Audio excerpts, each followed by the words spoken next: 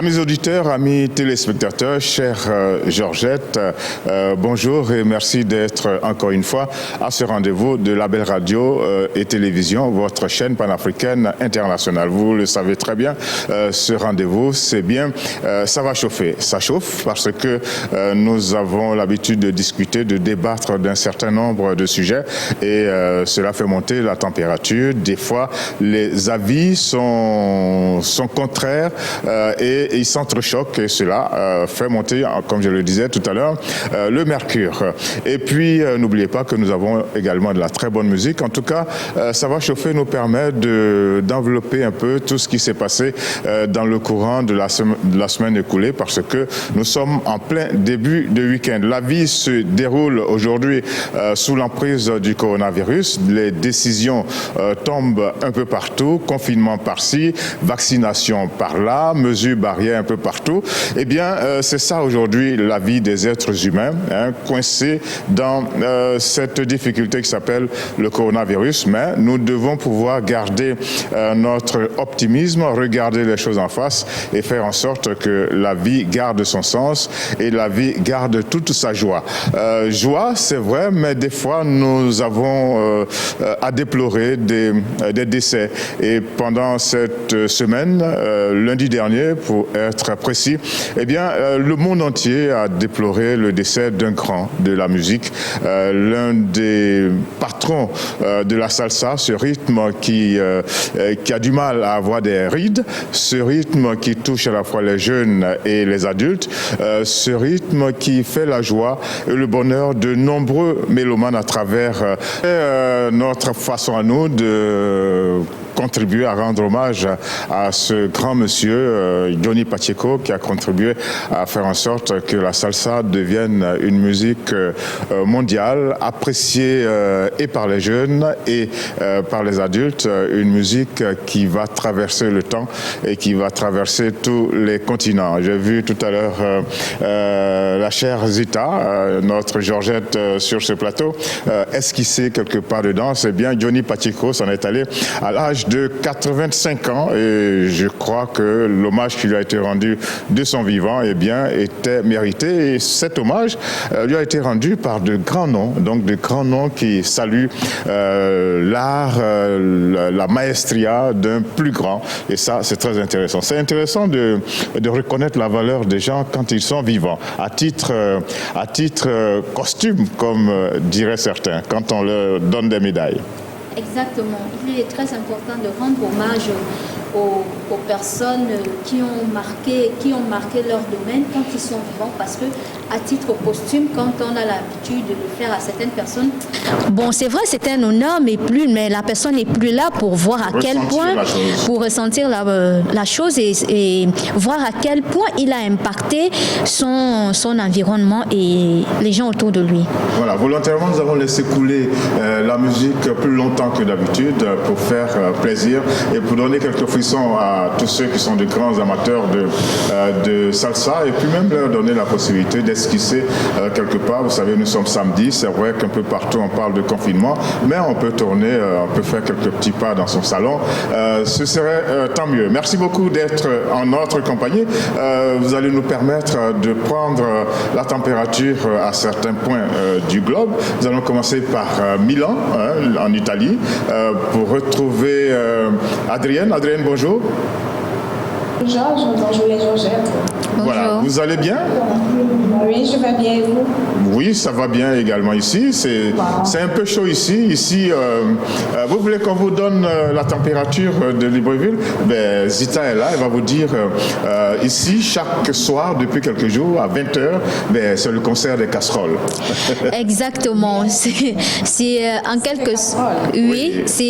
quelque sorte un mouvement d'humeur qui a commencé sur les réseaux sociaux et qui est en train de prendre de l'ampleur. Donc, dans chaque quartier de Libreville depuis 2 jours, et aujourd'hui c'est le 3e jour, à partir de 20h, les gens sortent de leur maison puisqu'on n'a pas l'autorisation de sortir à cause du couvre-feu qui commence à 18h. Donc, les gens sont devant leur domicile et ils tapent des casseroles avec des louches,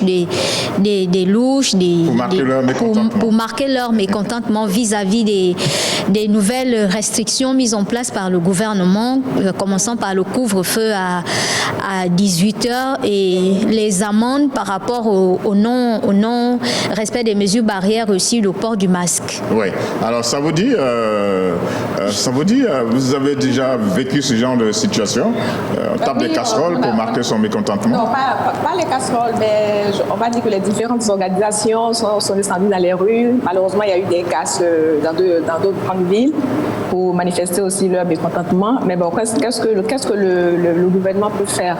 Il y a une triste réalité qui est là et moi, je pense qu'il faut plutôt essayer de s'accorder et puis bon, chercher à survivre plutôt que de s'énerver ou bien de vouloir descendre déjà dans les rues, on s'expose encore plus. Bon, le problème, c'est que je ne sais pas si c'est vraiment ce concert de casseroles, mais en tout cas, on a pu déplorer des échauffourées entre les populations et certaines populations et des forces de l'ordre. Et ça malheureusement, on peut dénombrer des morts. Oui, exactement. Malheureusement, un incident qui est parti de rien. Malheureusement, on arrive à déplorer plusieurs morts et le gouvernement. Bon, on a entendu deux. Oui, bon, c'est ce qui se dit. Bon, deux, c'est déjà beaucoup. Oui, c'est ce qui se dit. Mais le gouvernement a reconnu 2 décès. Et franchement, c'est une situation à déplorer. Les uns et les autres respectent effectivement les gestes barrières.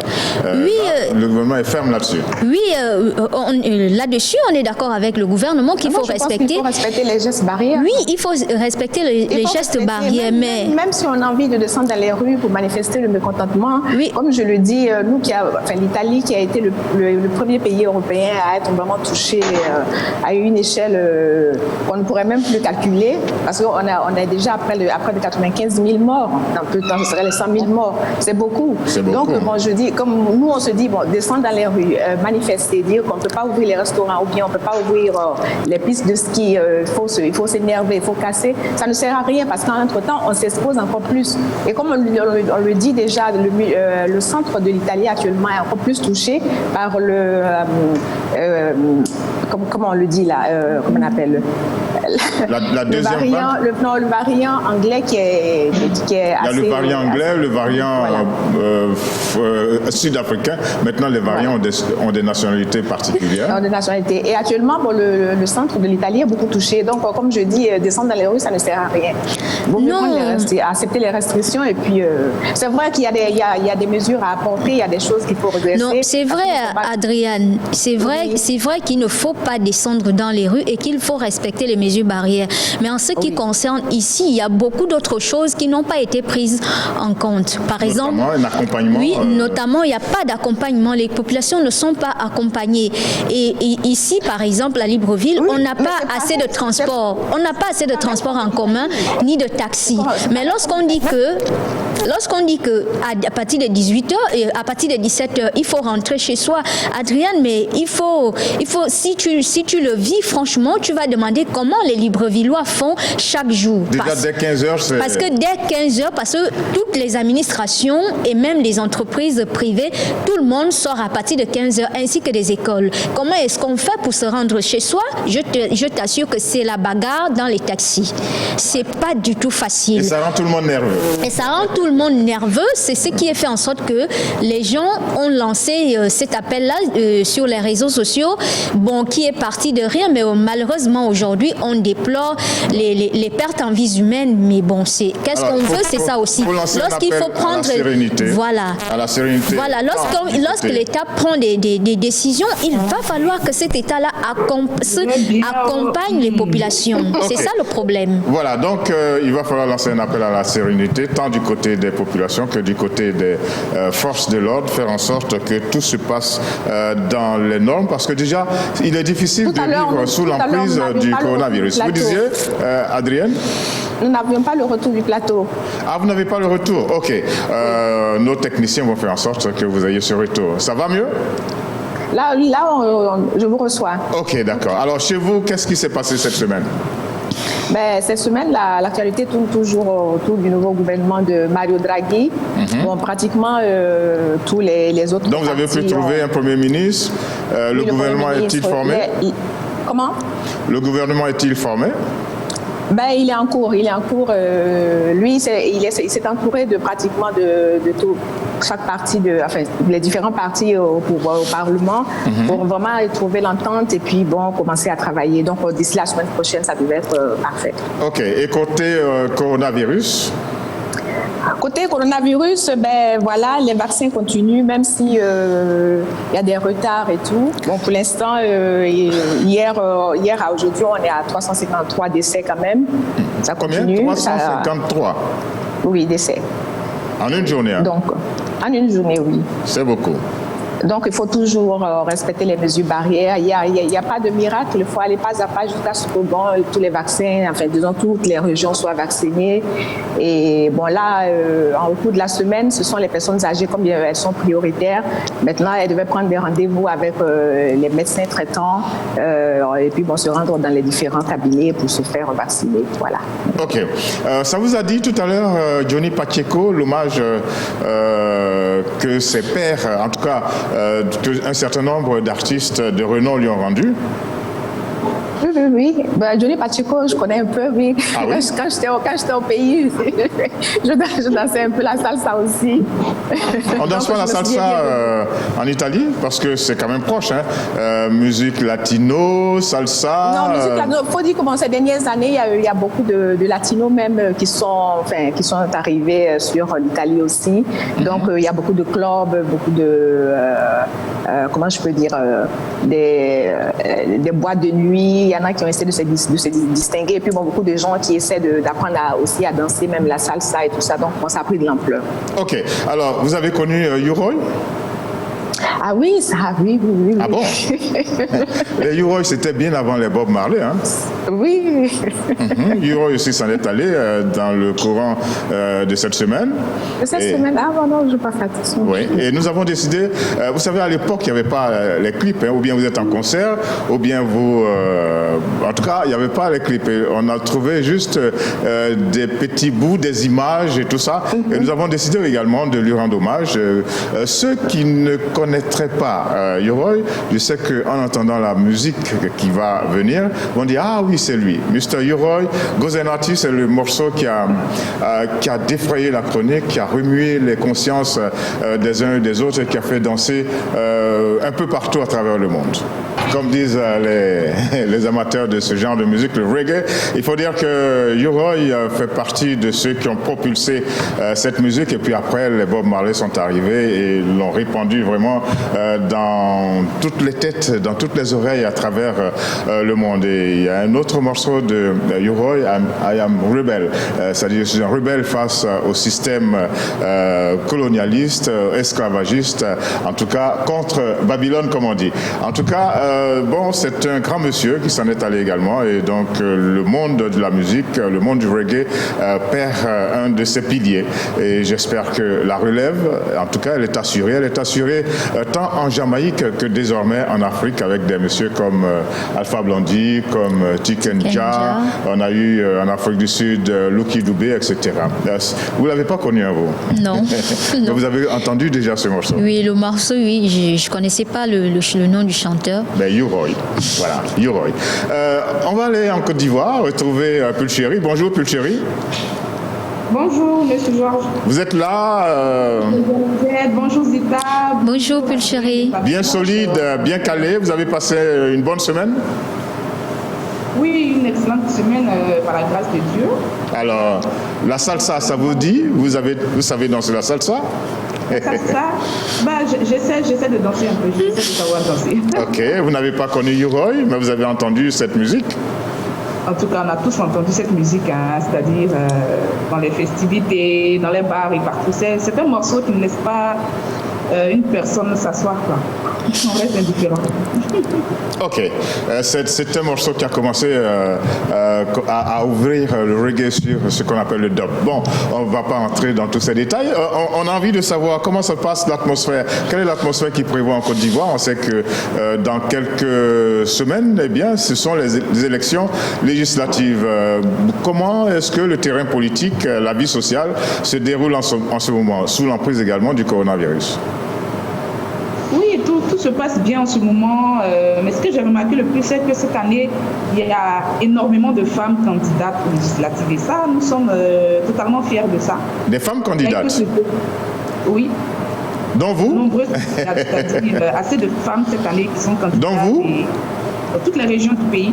J'ai été le... Pulchéry ne m'entend pas. Je demande si vous êtes candidate. Moi, pas encore. Mais je compte être candidate d'ici 5 ou 10 ans. Ça pourrait venir? Oui. D'accord. Candidate, bientôt comme ça. Je ne serais pas particulière. Ok. Alors, donc, de nombreuses femmes candidates désormais. Alors, candidates des partis politiques ou candidates indépendantes? Candidates de partis politiques et candidates indépendantes, parce que je disais tantôt le jeudi dernier et le vendredi hier, j'ai été à une formation, des femmes candidates aux législatives. C'est vrai que je ne suis pas encore candidate, mais j'ai participé à cette formation-là et j'ai été vraiment satisfaite de voir que les femmes désormais n'ont plus peur, elles sont au devant des choses et c'est à féliciter. Ah d'accord. Et qu'est-ce qu'on leur a dit là-bas pendant cette formation? C'est une formation qui les apprenait à se former en tant que leadership féminin et de ne plus avoir peur.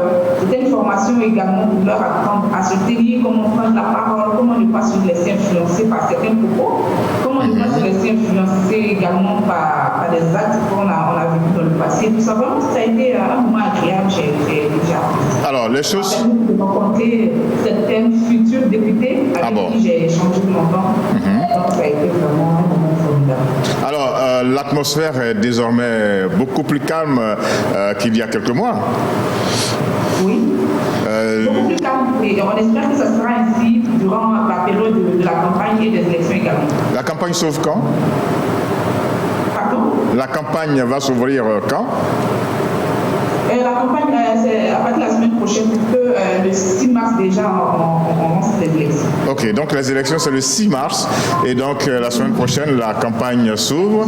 Espérons que les violences se retrouvent vraiment en arrière-plan, qu'on les ait oubliées. Parce que ça, c'est très important. C'est tout ce qu'on demande, pas de violence, que tout se passe bien et que voilà, les députés soient connus et que tout soit bon. Ok. Merci beaucoup d'être là. On va... Mais permettez-moi rapidement de souhaiter un très bel anniversaire à mon chef, M. Alao Timothée, qui a un peu plus en ce jour. Je célèbre la solidarité humaine. Ok, monsieur Alao Timothée. Donc, joyeux anniversaire. Nous sommes avec vous. Nous vous souhaitons le meilleur.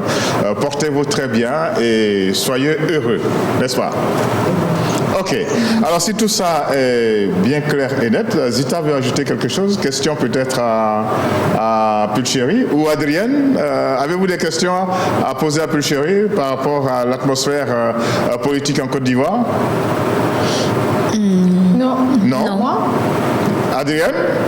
Non, on attend de voir comment les choses vont évoluer. Et puis, bon, peut-être la semaine prochaine, on aura des questions à poser.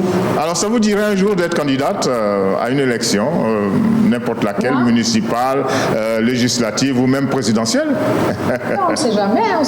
Pourquoi pas. Et ce qui est intéressant là-dedans, c'est que souvent, M. Georges, c'est que c'est le peuple qui nous choisit. Des fois, les actes qu'on pose, l'attention qu'on a pour le peuple et tout ça. Différentes élections. Alors on dit engagez-vous les femmes, engagez-vous dans la politique, faites en sorte qu'il y ait au moins 50-50. Je pense que les femmes sont en train de changer un peu le visage de la politique aussi en Afrique. Ça vient tout doucement. Alors selon vous, c'est quoi les barrières? Qu'est-ce qui bloque encore les femmes? Qu'est-ce qui les empêche de déclencher vraiment une ruée des femmes vers la politique?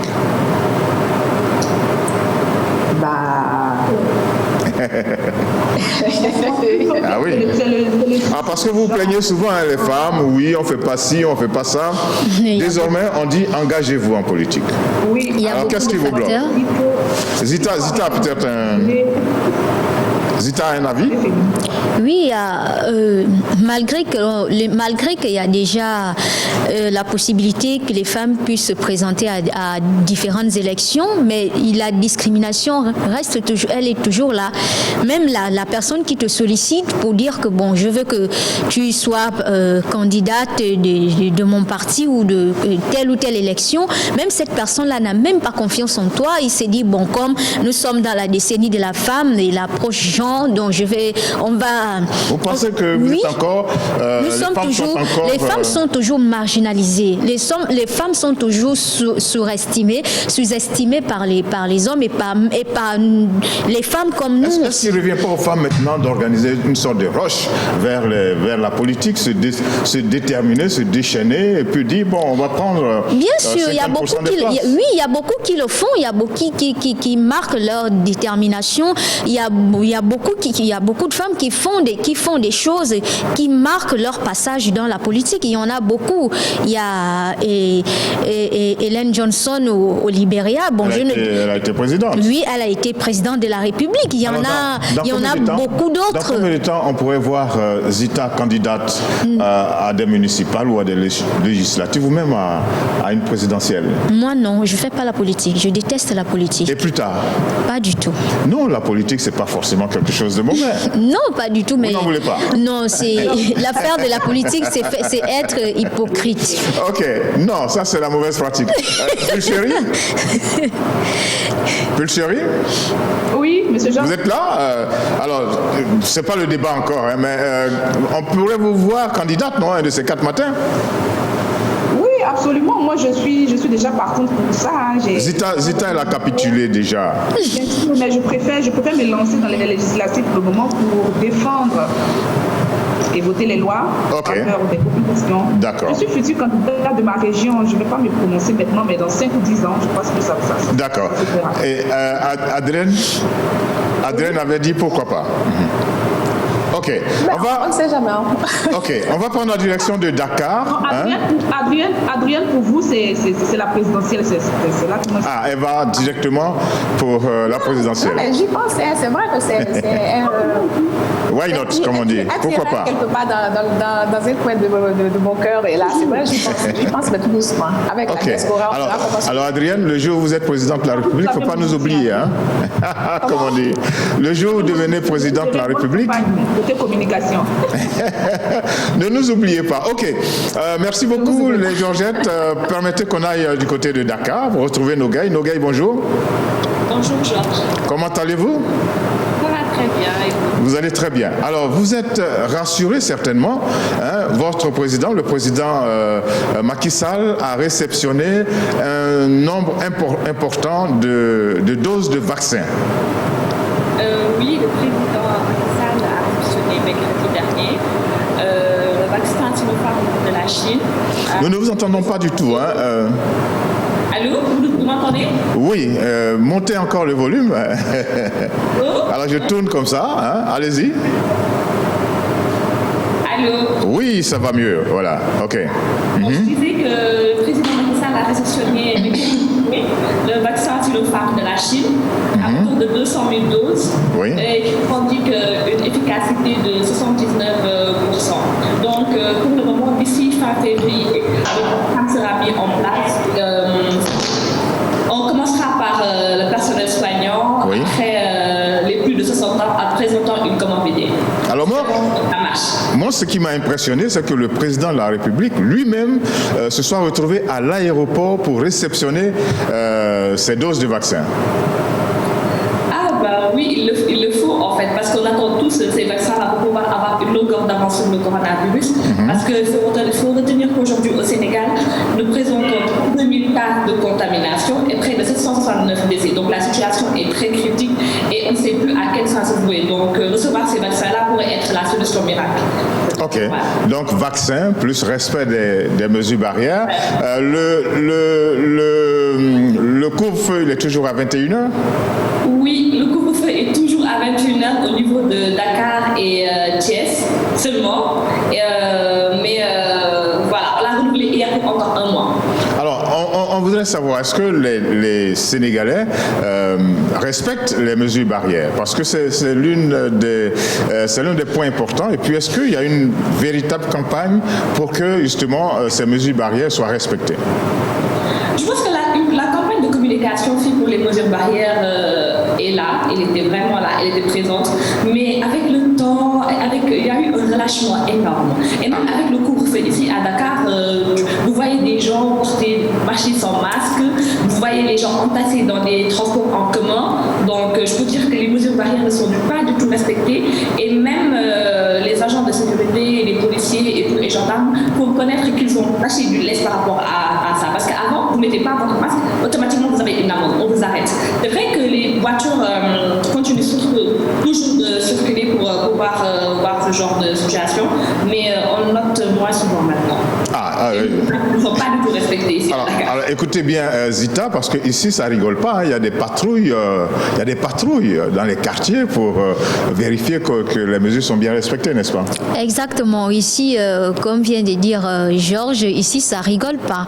Je viens d'assister tout de suite à quelques minutes du début de l'émission. On a attrapé notre boutiquier qui est juste à côté en face de la belle radio et télévision. Proche de la belle, parce que une fois le policier est arrivé, il y avait 2 personnes dans la boutique qui n'avaient pas de masque. Du coup, on a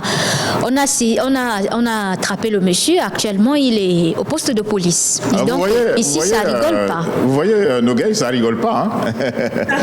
Je vois que ça rigole vraiment pas. Ici, au début, il y a pas du tout de patrouille. Mais ce qui me choque en ce moment, c'est par exemple le fait dans les transports en commun de voir des gens entassés, alors qu'au début, il y avait un nombre vraiment très limité.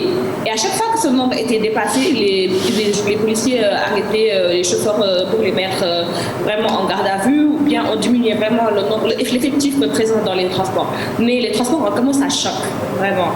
C'est ça surtout le Il faut pouvoir régler ce problème parce que il n'y a pas suffisamment de bus, il n'y a pas suffisamment de taxis et très souvent ça pose des problèmes. Alors, Nogueï, vous êtes là? Oui. Ok. Alors, est-ce que l'affaire Sonko, on en est où actuellement, cette affaire Ousmane Sonko qui a pris l'allure Pour l'affaire Ousmane Sonko, la procédure est toujours en cours. Laquelle des procédures? Allô, vous m'entendez? Oui, je vous entends, oui. La procédure? La procédure de l'immunité parlementaire du député, de la levée de l'immunité parlementaire du député. Oui. Ah oui. Voilà. Donc, en ce moment-là, la procédure est mise en place, elle est enclenchée. Une commission ad hoc a été mise en place pour statuer sur la levée de l'immunité parlementaire du député Ousmane Sonko.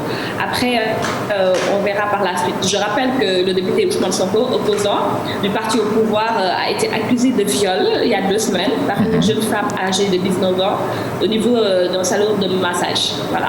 Ok, il y a donc un gros point d'interrogation. Il avait refusé de répondre à la convocation de la gendarmerie en révoquant son immunité parlementaire. Ok. Alors donc ce sont les 2 situations qui, on va dire, qui sont en pointe au niveau de l'actualité au Sénégal. Vous allez nous permettre, Nogueï, d'aller à Douala, retrouver Carole. Carole n'est pas encore en ligne. Allons donc à Accra, au Ghana. On reste en Afrique de l'Ouest avec Sabrina. Comment allez-vous, Sabrina? Bonjour Georges, ça va très bien, merci. Et vous? Ça va très bien également ici. Alors, comment s'est passée votre semaine? Semaine chargée, difficile, avec une tonne de paperasse à faire pour les universités. Et comme c'est un peu différent pour le cas des étrangers, donc semaine un peu chargée, ça va. Alors, chez vous, il n'y a pas de couvre-feu, hein? Non, il n'y a pas de couvre-feu à Accra. Déjà que les mesures barrières même ne sont pas totalement respectées, donc il n'y a pas de couvre-feu, c'est juste la débandade, quoi. Alors, toutes les écoles sont ouvertes. Oui, les écoles sont ouvertes, que ce soit primaire, secondaire, université, elles sont bel et bien ouvertes et c'est le début même des cours. Nous sommes en plein début de cours en ce moment, donc il n'y a pas vraiment de mesures en fait. Du moins, il n'y a pas vraiment le respect des mesures barrières. Ah oui, vous déplorez cela. Vous pouvez vous balader. Oui, mais bien sûr. Donc on peut se promener sans masque. Nous sommes en contact permanent avec certaines personnes et même que je dois le dire, avec certaines personnes qui sont contaminées. Et donc souvent, on a dit qu'il y avait une amende de 600 Ghana à toutes les personnes qu'on rencontrerait dans la rue sans masque. Mais vous sortez, vous rencontrez plusieurs personnes sans masque, ils se baladent, ils sont en paix, quoi. Mais il n'y a pas de problème, ils ne sont pas arrêtés, rien de tout ça. Absolument rien. Donc, c'est quand même un peu chaud. Donc, dans la rue, permanent avec ces personnes-là. Dans la rue, il n'y a pas beaucoup de gens qui portent le masque. Il y en a qui respectent, mais pas tout le monde. Sur 10, vous pouvez retrouver 5 qui respectent, 5 qui ne respectent pas. Est-ce qu'au niveau des médias, il y a une campagne qui est engagée pour le respect justement des mesures barrières? On ne va pas dire une campagne spécifiquement pour les mesures barrières, mais il y a des communiqués qui sont faits, il y a des publicités, il y a à chaque fin ou chaque début de programme le rappel du port de masque, des gestes barrières, mais ce n'est pas une campagne, on va dire quoi, directement adressée au coronavirus. Mais c'est présent, mais pas tellement. Les chiffres sont-ils régulièrement donnés, nombre de cas, nombre de guéris, nombre de décès, etc.? Oui, les chiffres sont régulièrement donnés. Nous sommes à plus de 70 000 cas d'infection au niveau d'Accra et quand même moins de 500 décès. Moins de 500 décès sur plus de 70 000 cas. Okay. Donc les gens sont vraiment malades, mais il y a beaucoup plus de guérisons que de décès. Ok. Il y a des potions magiques, il y a des potions ghanéennes que les populations ingurgitent et tout ça, parce que c'est un peu comme ça un peu partout, dans chaque pays. Oui, il y a des potions, parce que déjà, il faut dire que les Ghanéens, ils sont très traditionnalistes. Ils ont beaucoup de feu, ils font faire de feu, d'écorce et tout ça. Ils sont beaucoup plus attachés à ces choses-là que aux médicaments, que la médecine moderne. Donc oui, il y a des potions que certaines personnes prennent pour se débarrasser rapidement du coronavirus.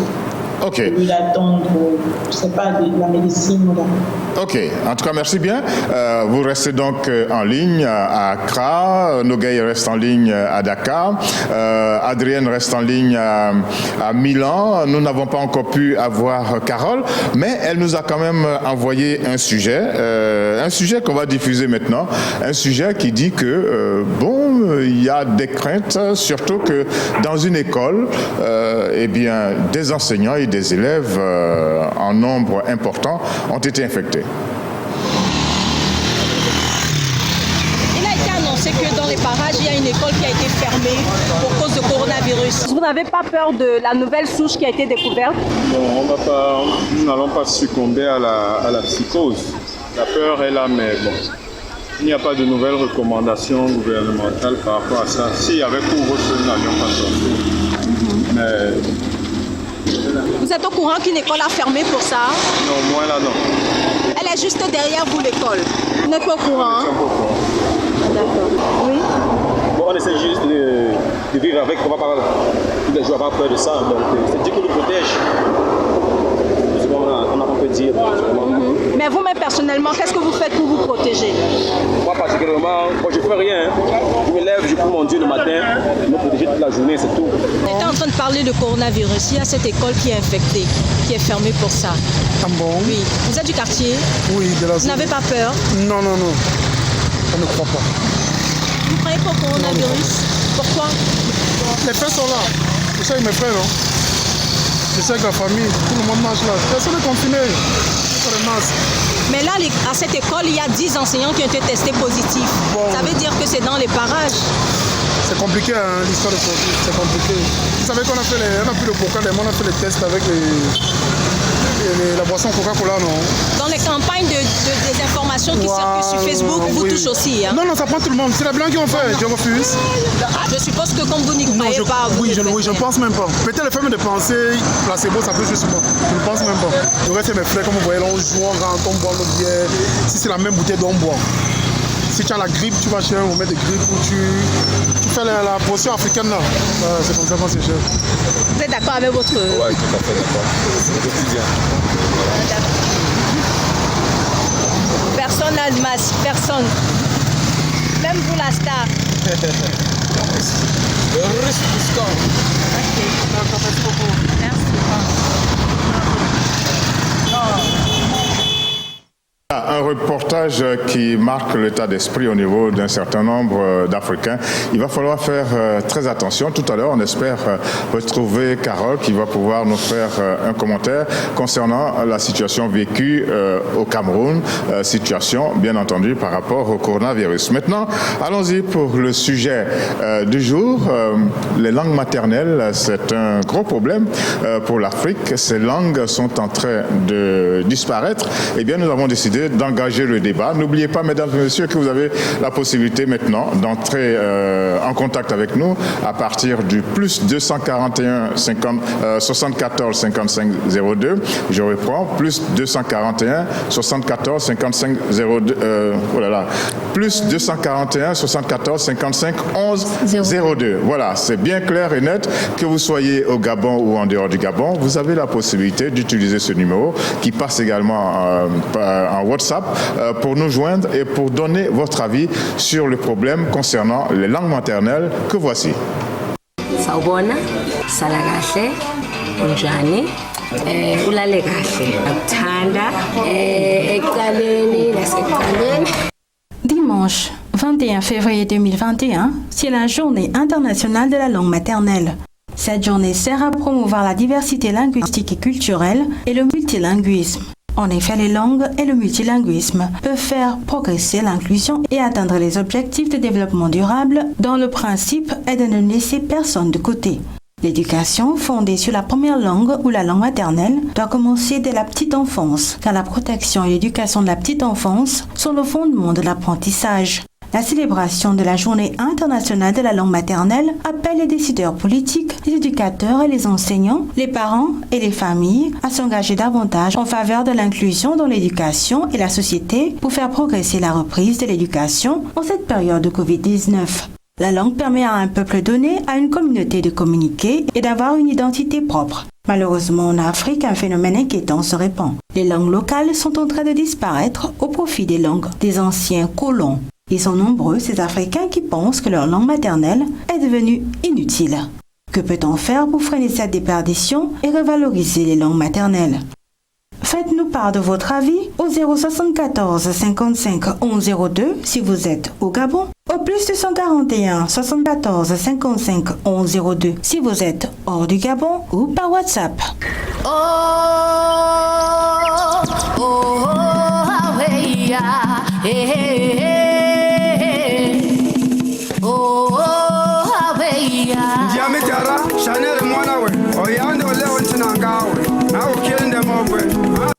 Voilà, qui est clair, le décor est planté par notre Georgette Axel et Young. Question donc, comment revaloriser les langues, nos langues maternelles, pourquoi, comment, voilà, la question est posée, vous pouvez intervenir au plus 241 74 55 11 02. Alors on va commencer par vous, Adrienne, vous qui êtes un peu loin du continent, en Italie, à Milan. Pourquoi faut-il revaloriser les langues, nos langues, et comment le faire? Zita, comment et pourquoi revaloriser les langues maternelles? Pourquoi on doit revaloriser les langues maternelles? Tout simplement parce que la connaissance de sa langue maternelle est déjà un développement en soi. Parce que c'est dans sa langue maternelle qu'on pense mieux, qu'on exprime mieux les choses. Et ça et ce que je dis, ça se voit au niveau de l'école. On dit à l'école, les gens, les élèves ou les apprenants qui appréhendent mieux leurs leçons, bon, c'est c'est pas général, mais qui apprennent bien leurs leçons, ce sont d'abord des personnes qui parlent leur langue maternelle. Et que faut-il faire pour revaloriser nos langues maternelles?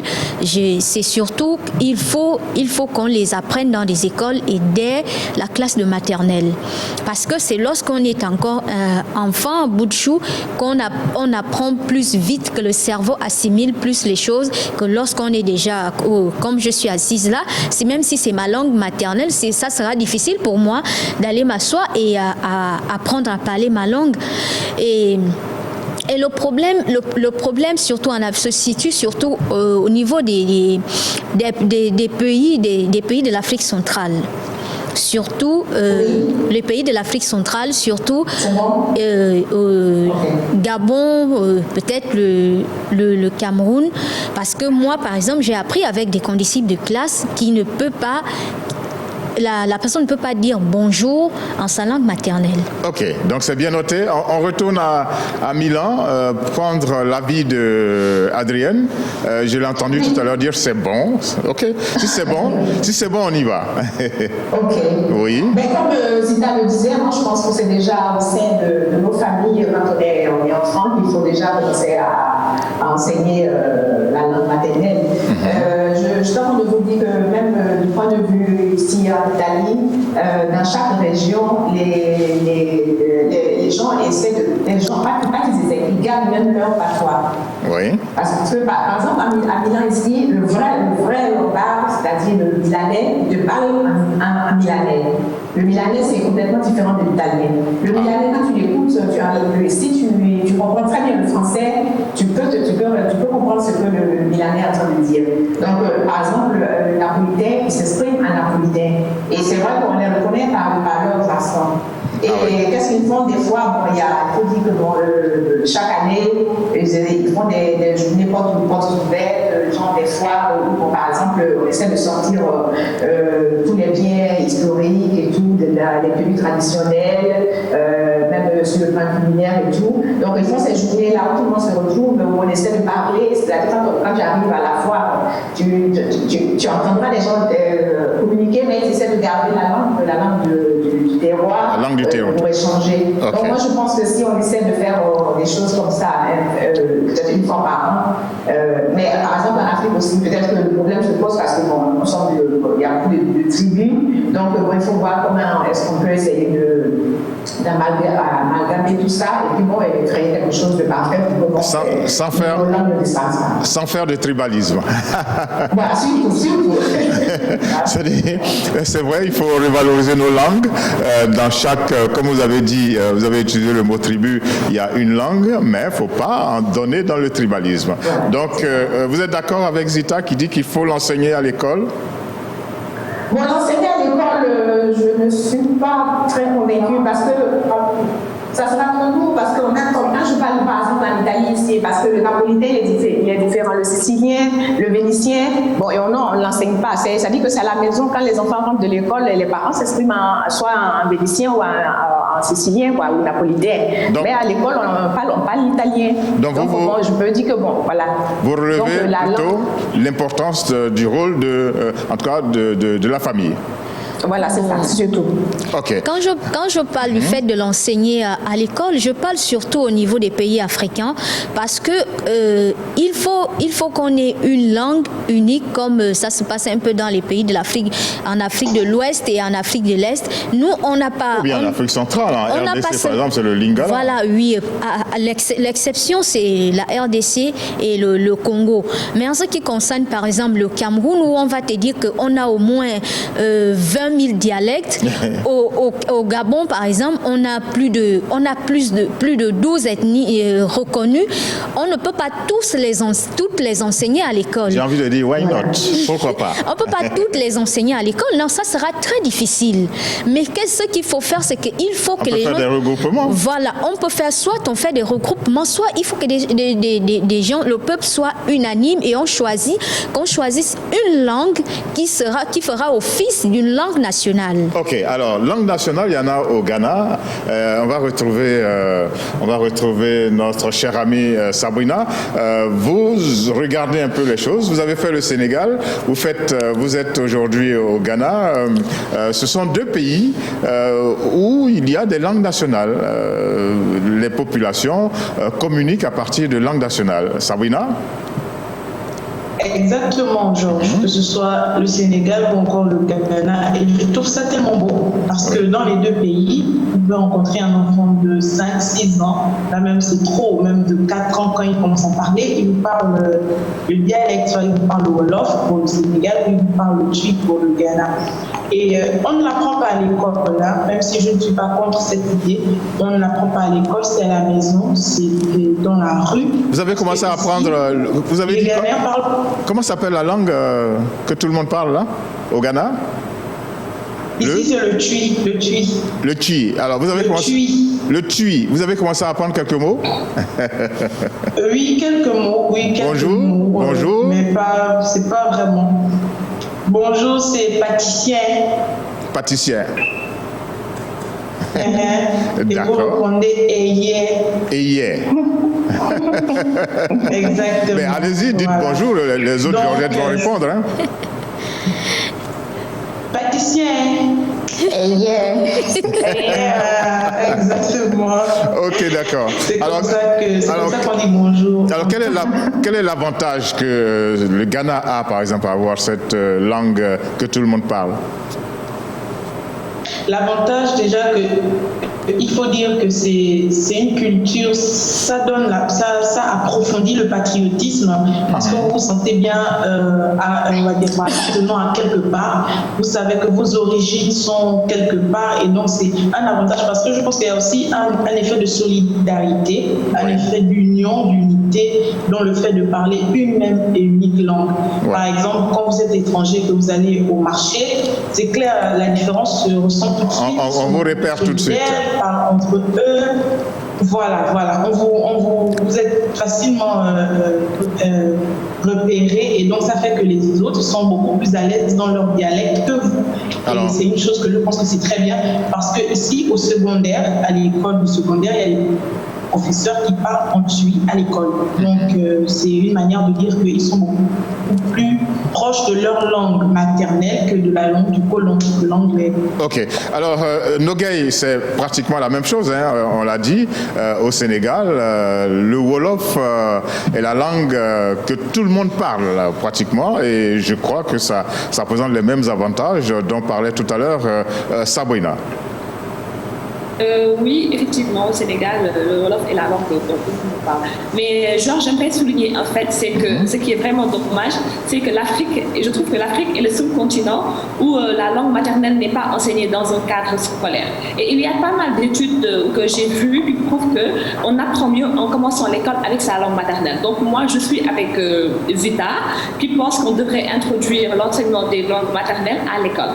La langue est le plus grand patrimoine culturel et ça préserve notre identité culturelle.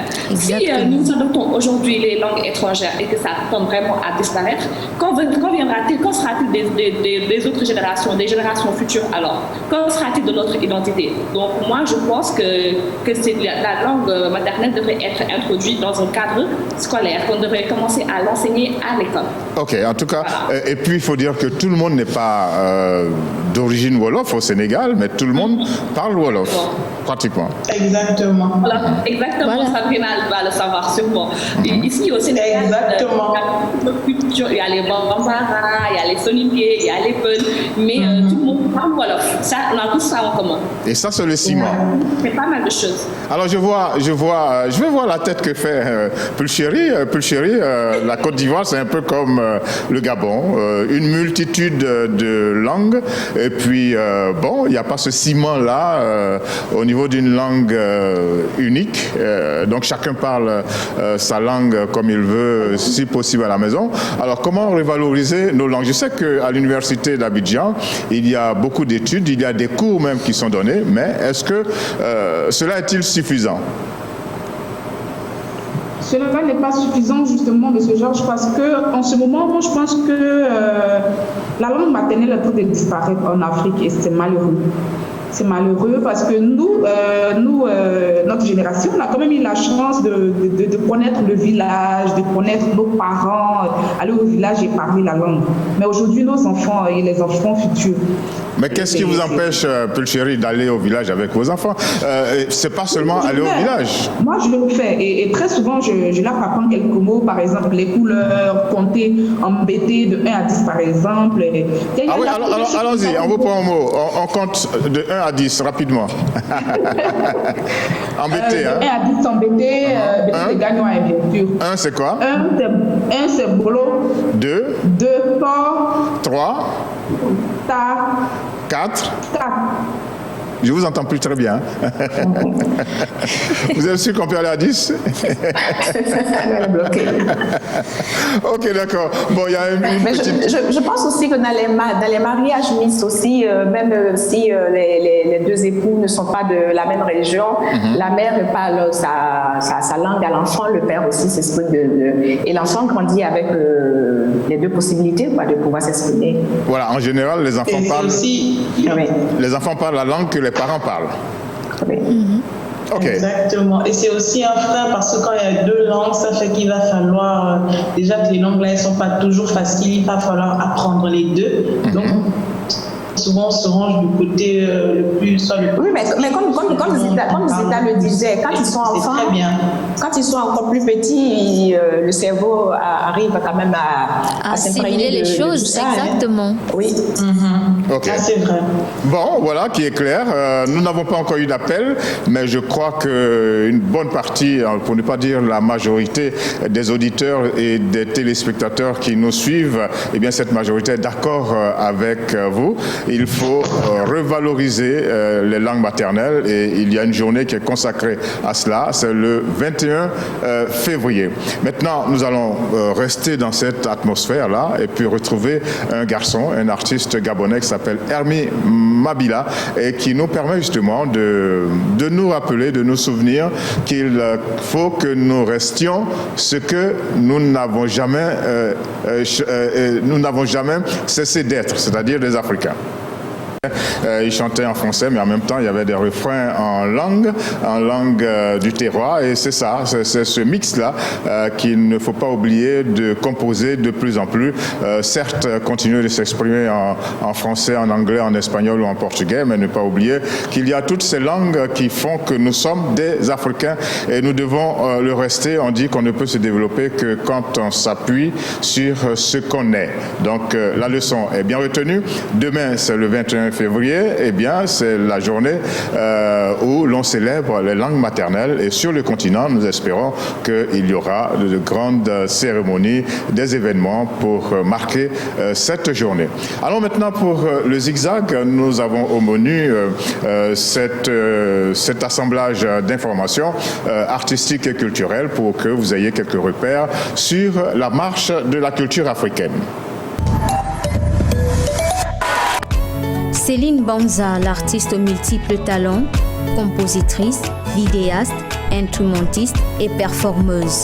C'est surtout la musique qui l'a placée au devant de la scène. De The Voice Afrique, auquel elle a participé il y a 4 ans, en passant par le prestigieux prix découverte RFI, remporté en 2019, puis la sortie de son premier album, Cry Facio, en janvier dernier, Music in Africa, le portail qui permet de tout savoir sur la musique africaine offre à apprécier 5 vidéos qui confirment le talent musical de la jeune artiste Céline Banza. Afrique du Sud, 1981. Comme tous les garçons blancs de plus de 16 ans, Nicolas Van der Stua doit accomplir 2 ans de service militaire obligatoire pour défendre le régime de l'apartheid. En plus du communisme et du dit Stua Guevara, le soi-disant danger noir, Nicolas doit faire face à la brutalité de l'armée alors qu'une relation se noue entre une recrue et lui. Ce film de 110 minutes raconte les méfaits de l'apartheid. Il sortira le 24 février en France. Pour la première fois, le vernissage d'une exposition Ex Africa au musée du Quai Branly sur les artistes contemporains et l'Afrique se fera sur Culture Box, chaîne éphémère dédiée au soutien à la culture en Berne. Alors que tous les musées sont fermés, l'un des organisateurs viendra le 21 février à la rencontre des téléspectateurs pour cette exposition dont l'ouverture n'a pas pu avoir lieu le 9 février. Faites connaissance avec le livre de l'Afro-américaine d'origine camerounaise, Imbole Mbui, intitulé « Puissions-nous vivre longtemps ». Cet ouvrage nous convie à l'enterrement des habitants de Kosawa, un village fictif en Afrique à la fin des années 1970. Un récit qui relate la grogne des villageois contre l'exploitation pétrolière et ses destructions. Puissions-nous vivre longtemps d'Imbole Mbui est disponible depuis quelques semaines. C'est tout pour ce zigzag culturel. À la semaine prochaine.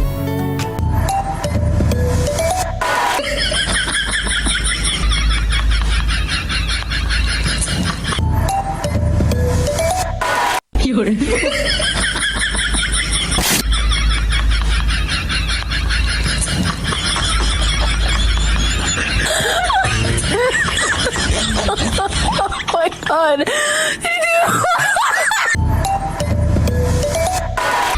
Bon, Rémi, ça fait 3 fois là. Bon, est-ce que t'es bien sur le bureau? Ah oui, sur le bureau. Bon, donc tu ouvres le dossier. Oui, ça y est. Lance le fichier. Bon, ça marche là? Non, toujours pas. Non mais moi j'en ai marre. On va recommencer. Bon alors, ferme la fenêtre. Oh my God.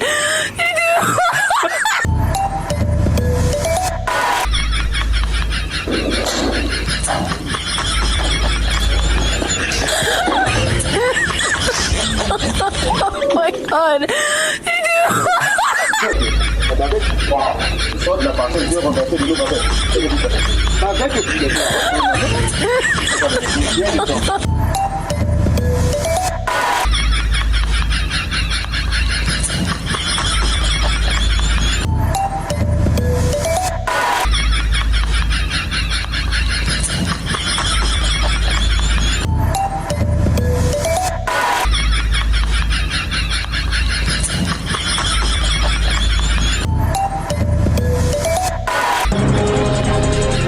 Saint-Valentin, moi je ne connais pas Saint-Valentin.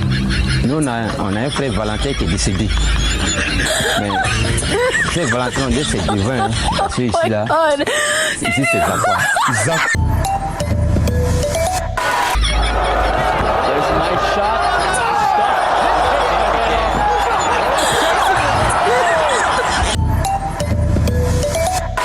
Ok, chacun a pu avoir sa dose de gags, en tout cas des gags qui nous font oublier un peu les difficultés de la vie, mais qui nous rappellent les réalités actuelles.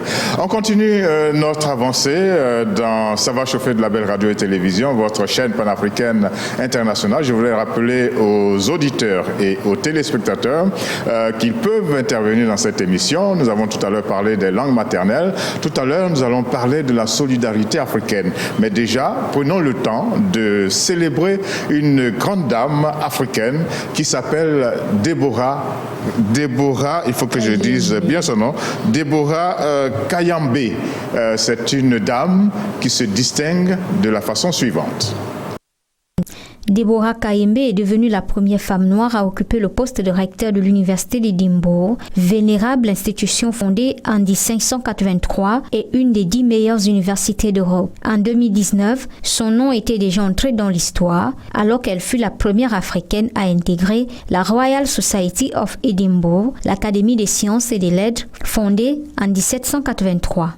Dans la foulée du mouvement Black Lives Matter, les vies des Noirs comptent, qui a pris son essor aux États-Unis après la mort le 25 mai 2020 de George Floyd, Deborah Kayembe a récemment fondé Freedom Walk, Marche pour la liberté, mouvement de promotion de la justice contre le racisme, une réalité à laquelle elle a régulièrement été confrontée tout au long de son parcours.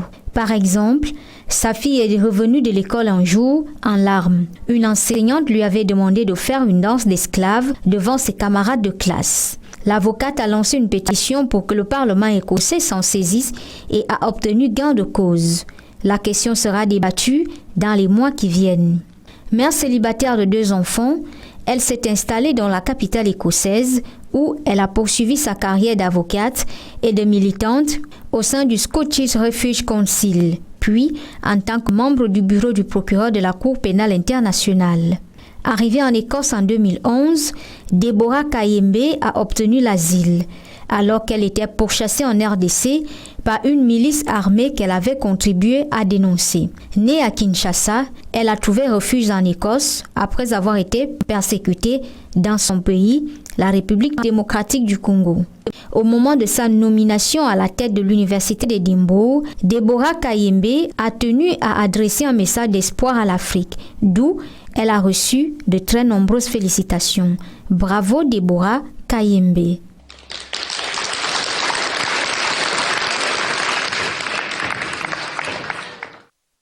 Deborah Kayembe, je crois qu'elle fait la fierté du continent, elle fait la fierté des femmes, elle fait la fierté des femmes africaines.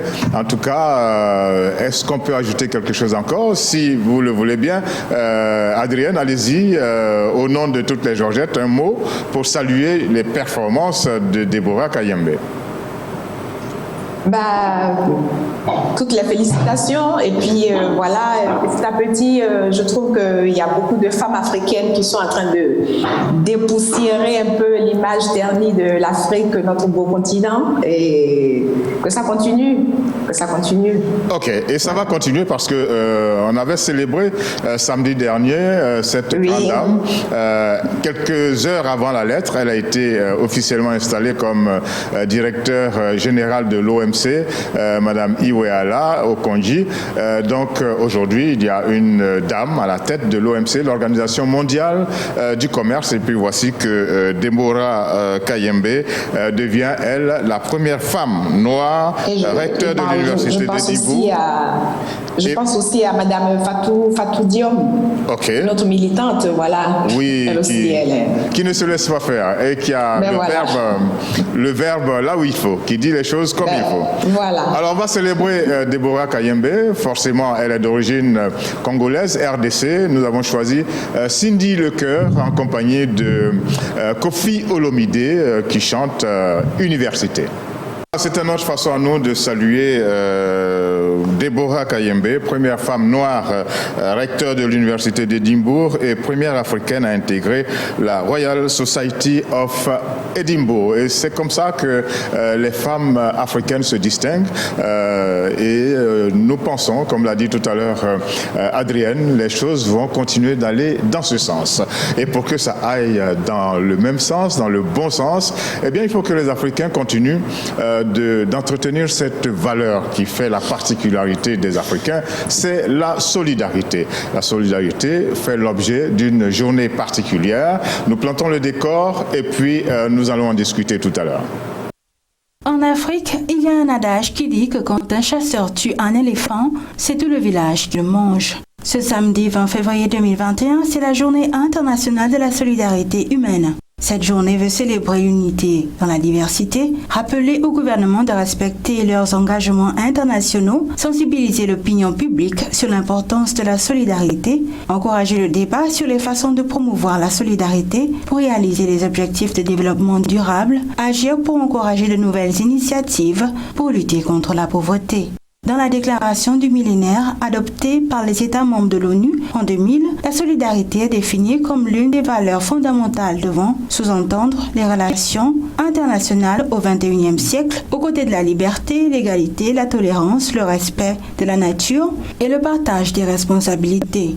Les problèmes mondiaux doivent être gérés multilatéralement et de telle façon que les coûts et les charges soient justement répartis conformément aux principes fondamentaux de l'équité et de la justice sociale. Ceux qui souffrent ou qui sont particulièrement défavorisés méritent une aide de la part des privilégiés. L'Assemblée générale des Nations unies a créé en février 2003 le Fonds de solidarité mondiale, un fonds d'affectation spéciale du PNUD, le Programme des Nations unies pour le développement. Ce fonds doit contribuer à éliminer la pauvreté et promouvoir le développement humain et social dans les pays en développement, en particulier dans les franges les plus pauvres de la population. Cependant, force est de constater que l'Afrique est en train de perdre cette notion de solidarité.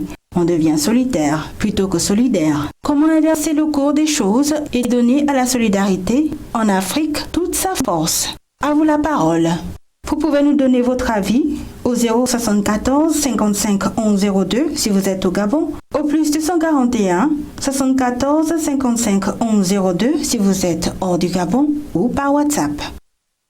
Voilà, vous l'avez bien noté, à partir de ce qu'a dit Axel et Young, l'Afrique, normalement, c'est le continent de la solidarité, mais nous devenons de plus en plus solitaires plutôt que solidaires. Comment régler le problème?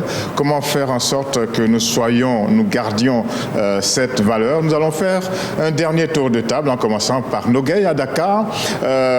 Comment maintenir la solidarité africaine? Comment faire en sorte que nous soyons moins solitaire et beaucoup plus solidaire? Cela me fait plutôt penser au panafricanisme que nous prenons et arrêter de réfléchir au singulier et plutôt au pluriel. Voilà. Il s'agit de trouver ensemble des solutions, de travailler ensemble pour trouver un consensus pour quitter le cap de pays en voie de développement, le pays sous-développé, pour aller au continent développé. Et ça, nous devons réfléchir ensemble, nous entraider, et vraiment c'est ce qui manque à l'Afrique. Le jour où on commencera à réfléchir de la sorte, je pense que les choses changeront. Il faut être beaucoup plus solidaire de nos jours, surtout où les temps sont très difficiles. Et je pense que le coronavirus a été un élément déclencheur qui nous a tous remis en question en ce sens-là. Voilà. C'est bien clair. Remettons-nous ensemble et réfléchissons non pas au singulier, mais au pluriel, n'est-ce pas? Merci beaucoup, Nogueï. Nous continuons d'avancer et nous nous retrouvons maintenant en Côte d'Ivoire en compagnie de Pulchéry. Pulchéry, ça va mieux, les problèmes techniques? Oui, ça va mieux. J'ai eu un souci technique. Ah non, on avait pensé que vous ne pouviez pas compter jusqu'à 10. Oui.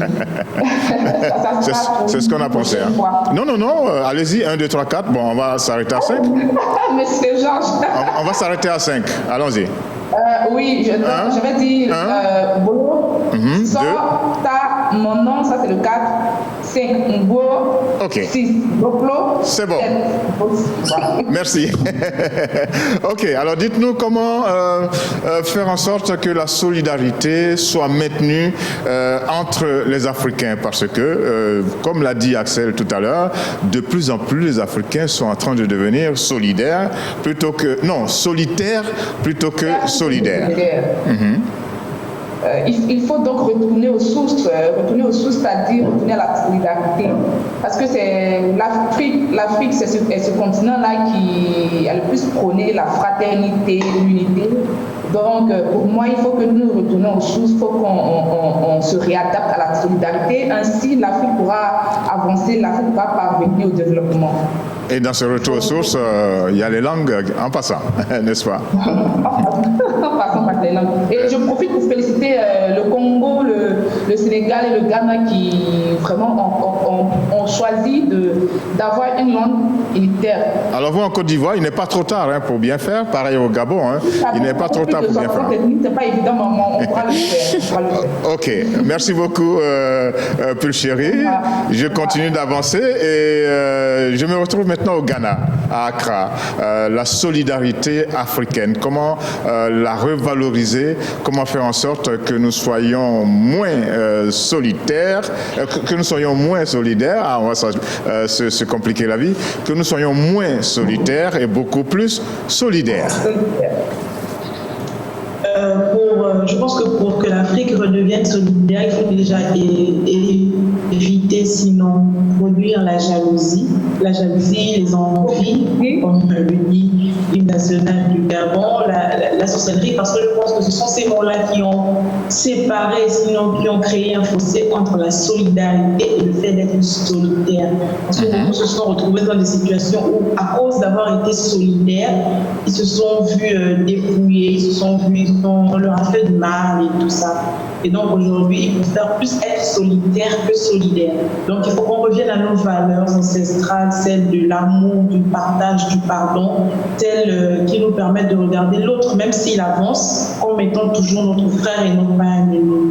Et à partir de là, la solidarité nous fera face et nous serons tous heureux de revivre ensemble.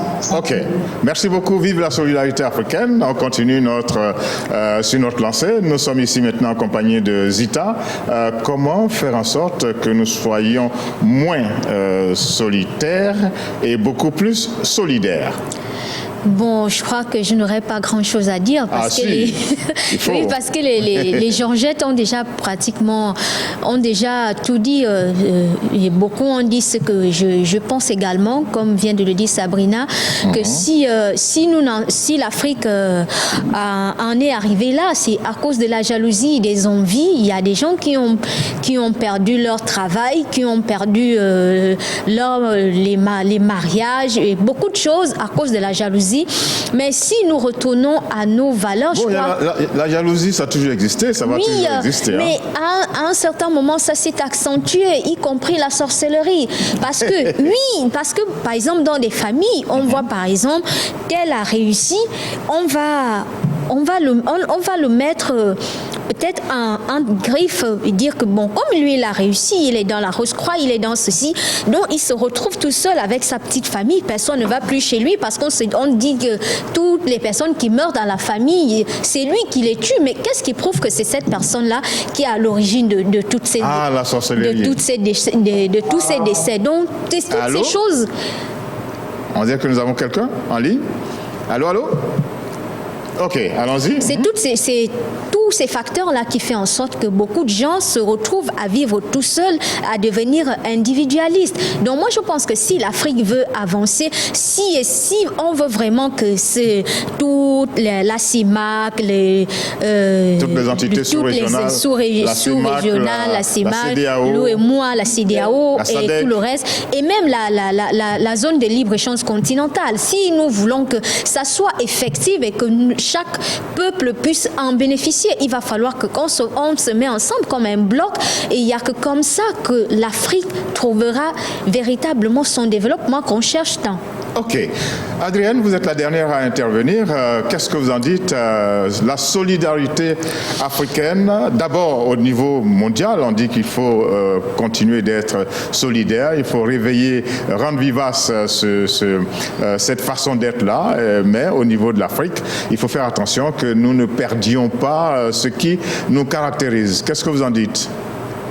Moi, je pense que d'abord, il faut commencer par éradiquer la corruption en elle-même sur le continent africain, éviter les différentes guerres inutiles, tout, et puis enlever aussi les embargos sur les médicaments. Et puis, comme je dis, au lieu que nos chefs d'État détournent beaucoup de fonds, les placer dans des banques suisses ou bien dans d'autres États occidentaux. Et ces États-là utilisent cet argent-là pour travailler, donc à leurs intérêts, pour avancer. Et pendant ce temps, le continent africain est asphyxié. Je me dis que bon, si on veut copier vraiment le modèle occidental, il faut bien qu'on ait l'esprit de partage. Et c'est ce qui n'existe plus en Afrique. Et c'est ce que les autres Georgettes ont dit, la jalousie, parce que si je suis nommée présidente, c'est que bon, je ne fais qu'arranger tous ceux qui sont autour de moi, voilà, les autres sont isolés, il n'y a pas de solidarité. Il faut éviter tout ça. Ok, c'est bien clair et net. Aujourd'hui, nous sommes le 20 février. Le 20 février, c'est la journée mondiale de la solidarité. Eh bien, mesdames et messieurs, vous avez entendu les Georgettes. Il faut que chacun puisse poser des actes de solidarité pour faire en sorte que cette façon d'être ne nous quitte pas, nous Africains, parce que c'est un peu notre fond, la solidarité. On a toujours parlé de la solidarité en Afrique Afrique et il faut que cela se maintienne malgré les vicissitudes de la vie et cela doit permettre de faire avancer nos pays, de lutter contre la pauvreté, ça a été dit.